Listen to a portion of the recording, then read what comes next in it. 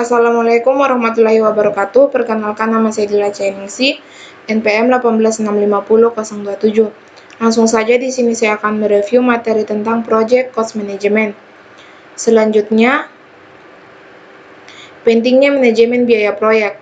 Proyek TI memiliki track record yang buruk untuk memenuhi tujuan anggaran. Studi cost menemukan bahwa rata-rata kelebihan biaya yang harus dikeluarkan adalah antara 180%. Selanjutnya, biaya dan manajemen biaya proyek. Biaya adalah sumber daya yang dikorbankan untuk mencapai sasaran tertentu. Biaya biasanya diukur dalam satuan moneter seperti rupiah, dolar, dan lain-lain. Manajemen biaya proyek mencangkup proses yang dibutuhkan untuk memastikan bahwa proyek diselesaikan dengan biaya yang sudah disetujui. Selanjutnya, proses manajemen biaya proyek. Planning cost management menentukan kebijakan, prosedur, dan dokumentasi yang akan digunakan untuk perencanaan, pelaksanaan, dan pengendalian biaya proyek. Selanjutnya, contoh gambaran project cost management. Selanjutnya, prinsip dasar manajemen. Selanjutnya, estimasi biaya. Manajer proyek harus menganggap serius estimasi biaya jika mereka ingin menyelesaikan proyek sesuai anggaran. Pentingnya untuk dikenali jenis-jenis estimasi biaya, bagaimana menyiapkan estimasi biaya, dan masalah-masalah umum dalam perkiraan biaya TI. Selanjutnya, rencana manajemen biaya.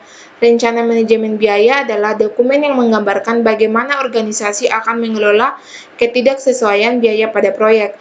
Presentasi yang besar dari total biaya proyek seringkali adalah biaya buruh, sehingga manajer proyek harus mengembangkan dan melacak perkiraan biaya buruh. Alat bantu dan teknik estimasi biaya. Inilah dia contoh gambarnya beserta penjelasannya. Selanjutnya, penganggaran biaya. Contoh cost baseline, inilah dia contoh gambarnya. Selanjutnya, pengendalian biaya. Pengendalian biaya proyek mencangkup yang pertama pemantauan kinerja biaya, yang kedua memastikan bahwa hanya perubahan proyek yang tepat yang dimasukkan dalam cost baseline yang direvisi.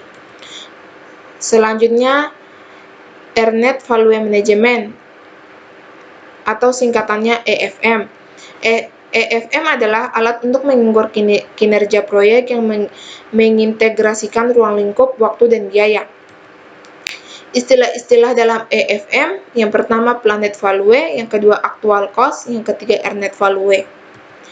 Yang keempat Cost Variance, yang kelima Schedule Variance, yang keenam Cost Performance Index.